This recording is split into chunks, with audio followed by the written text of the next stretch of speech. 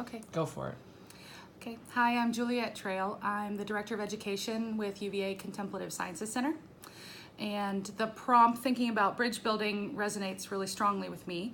I've often thought if I could find a beautiful, elegant, obscure word of some kind that means bridge building, that I would take it as my target occupation, because it's sort of what I like to do most. And I did my doctorate here at Curry in the higher education program while working full-time at UVA.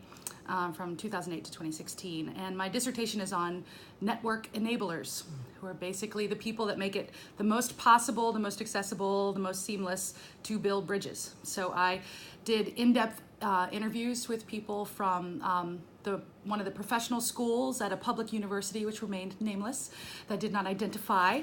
And they were nominated by multiple colleagues as people who are strongly enabling and empowering and enable other individuals to meet their goals. And I found that all of them were really good at spotting unmet potential. They were good at bridging disconnected networks and cared about deeply listening. They had a lot of good listening and conversational skills, and people even in the nomination survey said, you know, this person really has my best interest at heart. So I think when we are willing to deeply invest in one another on a human personal relationship level, we immediately want to start problem solving and build bridges. So it can be like water cooler conversations. Like, oh, I just got this new project. I don't know how to do it. Oh, well, I know someone had a project like that 5 years ago. Go talk to that guy in the Carol at the library. Not everybody talks to that guy, but that guy knows everything about this. And all of a sudden, just from one connection that you can make effortlessly between tasks, you might have saved someone a year of sort of bashing their head against the wall trying to learn how to do something that they don't know how to do. So I think in complex systems, it becomes more important for us to problem solve smoothly and seamlessly. But it turns out that a lot of the knowledge is in people. And we try to write manuals and we try to put up modules online and give people tutorials and access, but we like to learn through stories and we like to learn from people we care about. And we listen well, and I teach now for Contemplative Sciences Center. I'm teaching a class this semester on art and science of human flourishing. And one of the things that we're trying to do more as we've gotten into this semester is start to share personal stories about our life, how we made a connection to the material. Right now we're talking about emotions all week, and was talking about resilience and emotions, building on a topic from 2 weeks ago. And thinking about when I was young and how to fight with my first love. And I really thought that my world was going to end.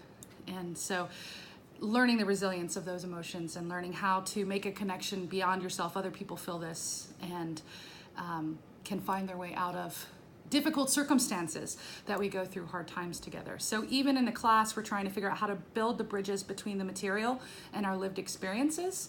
And my co-instructor, Leslie Hubbard, and I are both trying to share personal stories sometimes, not too much, but a little bit, because the students want to learn from our stories and they want to learn from who we really are. And when we're honest and we're truthful and we're authentic and we really care about someone else's ability to hear and to learn and to build a new bridge just through knowledge, I think it takes us to the whole next level, and we get out of a really inefficient system where everybody's really having a hard time finding the resources they need to learn and to do their work, whether they're students or faculty and staff here.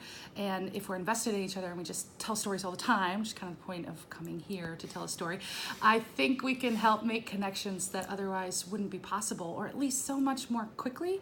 And it's also really enjoyable, because talking to someone who cares about what you have to say and having someone listen to you who cares about the full exchange, both hearing and speaking and taking part, it makes building bridges fun and beautiful, easy. So I think we sometimes think the world is a very hard place and it's very difficult to build bridges. And so we just have to start figuring out what's the positive skill set that's necessary that enables bridge building, and who around me already does it really well, and get a little more of that person in your life, because we learn well from each other. And so the people that are already network enablers, that already have this empowering impact, they help lift each other up. I feel like I learned so much more about bridge building by getting to interview these people that I thought were exemplars. They were nominated by as many as 11 or 13 different colleagues. This person makes my work better. And so I got to talk to some pretty incredible people that had just been building bridges for others their whole career in every possible way. And it can just be like a cool new spreadsheet. That's a way to build a bridge. But it can also be caring about someone's life outside the classroom or outside the office.